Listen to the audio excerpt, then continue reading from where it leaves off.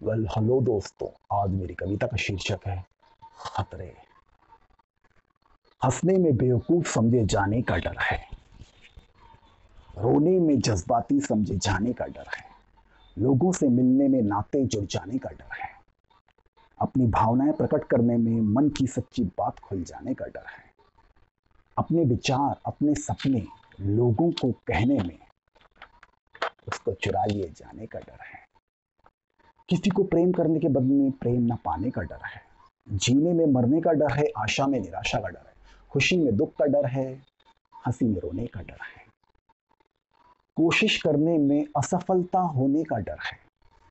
लेकिन मेरे दोस्तों, खतरे जरूर उठाने जाने चाहिए, क्योंकि खतरों के बिना जिंदगी आगे बढ़ ही नहीं सकती।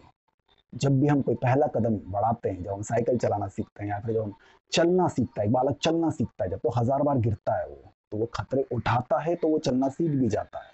यदि वो एक ही जगह बैठा रहेगा पंगु बन के, तो वो एक ही जगह बैठा रहेगा, वो कुछ भी नहीं कर पाएगा।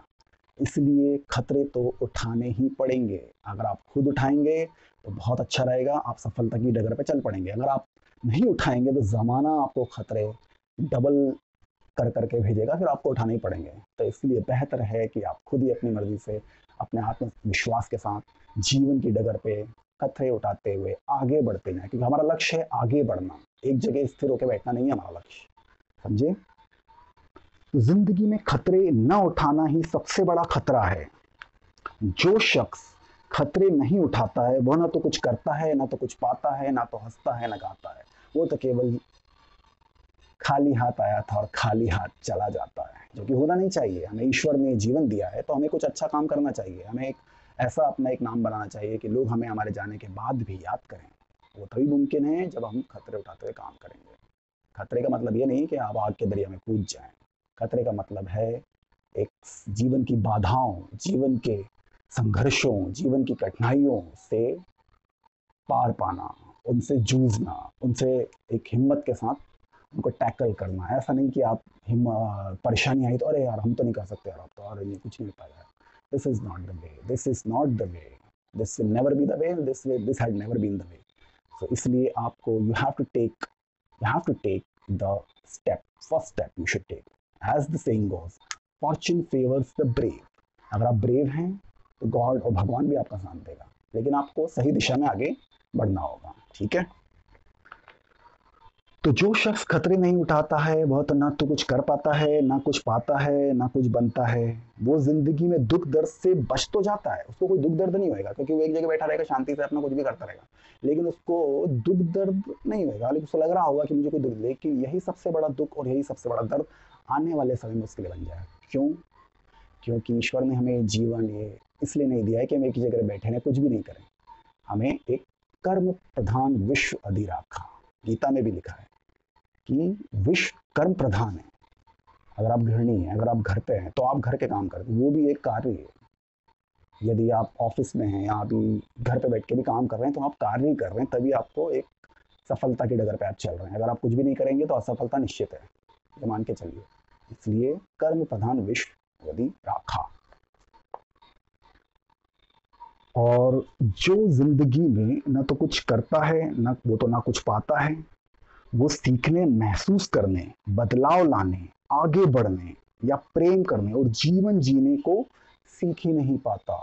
वो खाली हाथ आया था और खाली हाथ चला जाता है, जीवन में कुछ भी नहीं कर पाता है। तो ये जीवन हमें इसलिए नहीं मिला है कि हम कुछ भी नहीं करें। अभी तो ये लॉकडाउन वॉकडाउन का चल रहा है, तो अभी हमारे पास बहुत अच्छा समय है कि हम इंट्रोस्पेक्ट करें कि हमारे पास क्या क्षमता है, हमारे क्या गुण हैं, तो हम उस डायरेक्शन में एक अपना डेवलप करें, अपना एटीट्यूड, कार्य प्रणाली डेवलप कर सकते, जो कि हमें पहले समय नहीं मिला था। अभी वापस से कोरोना की महामारी के कारण हमारे पास बहुत वक्त है, हम सोच सकते हैं। जो कि और ये मेरे मान के चलिए कि कोई भी इंसान, कोई भी या कोई भी हो, उसको ऐसा कोई नहीं जिसमें कोई टैलेंट ही ना हो। एवरीबडी हैज समथिंग और द अदर। तो आपको बस थोड़ा विचारना है कि हाँ मुझे में ये चीज़ है, उसमें धीरे धीरे किसी मेंटोर या गुरु किसी के थ्रू आप बेबी स्टेप्स लेके आगे बढ़ें। ऐसा नहीं एकदम से ना बढ़ें, बेबी स्टेप्स लेके, लेकिन निरंतर प्रयास करें। प्रयास करेंगे तो सफलता निश्चित है, छोटी मिलेगी, बड़ी मिलेगी, बहुत बड़ी मिलेगी। वो प्रयास पे डिपेंड करता है। अगर आपने जिस लेवल का प्रयास किया होगा आप उस प्रकार की सफलता पा सकते हैं, लेकिन कंडीशन सिर्फ एक ही है, you have to work it out. Idle mind cannot do that. You have to work it out. You have to do hard work. You have to do regular practice. Then only it can happen. आगे तो जो जीवन में कुछ नहीं करता है वो तो ना कुछ पाता है ना कुछ कर पाता है, बस वो यूं ही आकर यूं ही चला जाता है।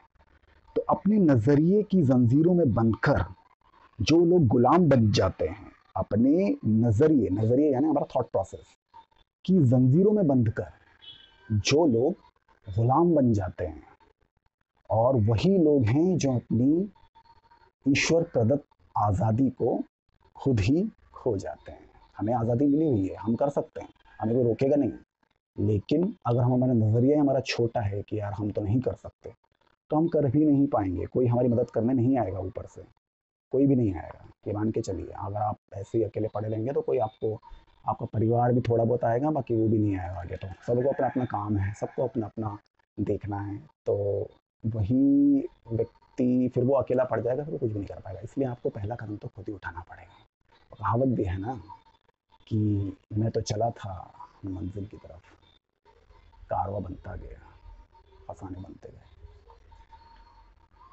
और अल्टीमेटली फाइनल लाइन में ये कहूँगा कि सिर्फ खतरे उठाने वाला व्यक्ति ही